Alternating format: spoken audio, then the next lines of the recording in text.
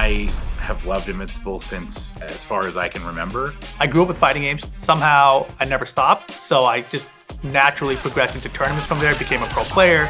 I qualified top 3 at EVO multiple times, and now I'm here. I've been a member of the FGC competing on 10 to 12 years, but like a lot of people, I was introduced to Invincible with the animated series. I'm really excited to see this genre of video game expressed through the Invincible world. I heavily use the comic books for inspiration. A lot of season 3 was sourced for some of the dust and smoke effects.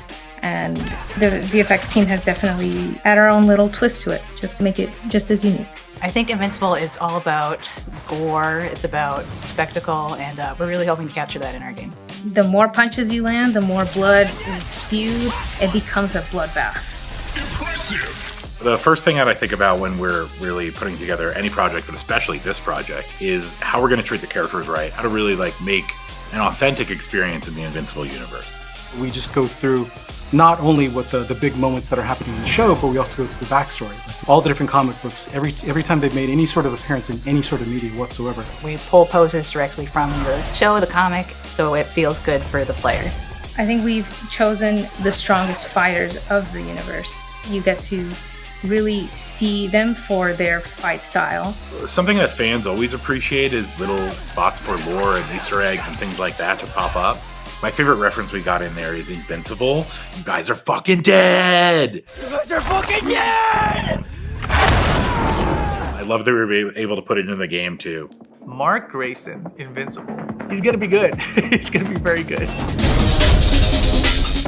Mark is very unrestrained, he's inexperienced, but he has a lot of heart in the way he fights. He puts his all into everything. Tell Angstrom he can kiss my ass! He's my favorite to play by far. He just gets up in player 2's business so fast.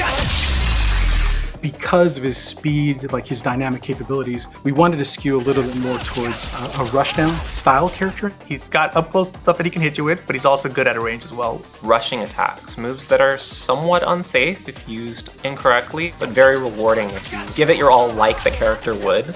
He's not a trained fighter, so he's a little looser in his movements. He can do ground combos into air combos, back down to ground combos, and really just kind of keep the opponent on their toes. He's got a low barrier of entry, and will meet you as your skill increases all the way to the highest level. His Invincible punch, which is a punch where he actually lunges and dashes to almost the full screen, and he does a powerful punch. It's one of his first punches that he uses in the show. So we wanted to have that call out there. He has an anti-air move that we're calling Geyser, and it's actually another call out to one of the other moments in the show. You see him step off the air. We actually gave him a kick. So it's a spinning flip kick that actually hits the opponent overhead. Nailed it! His first super is what we call the Viltra missile, where he really, really leans into his speed. He flies all over the screen. He sort of just travels everywhere. And that's pulled straight from panels from the comics and things we've seen in the show. And then ends with this really strong stomp. This is a superhero, this is what he does. His second one was another call out to the show called the Perfect Landing. The idea was when he was first starting to learn how to fly, he crash landed straight into the ground. And whenever you can, launch his ultimate. Just fucking die!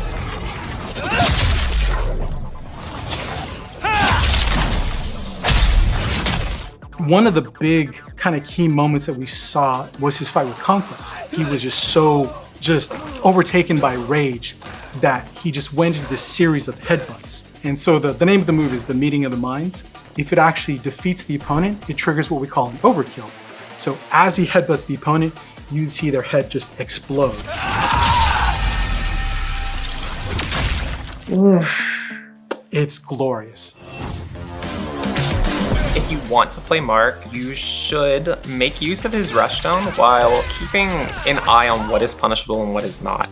If he ever gets knocked away, he's easily going to be able to re-engage the opponent. You just hit the special button, boom. Invincible uppercut comes out. You can get a combo from it. You can jump cancel out of it. A lot of options there for sure. So yeah, he's definitely my main. Definitely put him on your team, I think, is where you should start with him. Zero quit. I love characters like that. I think he's probably going to have a spot on my team no matter where he ends up on the tier list. Just 2 seconds!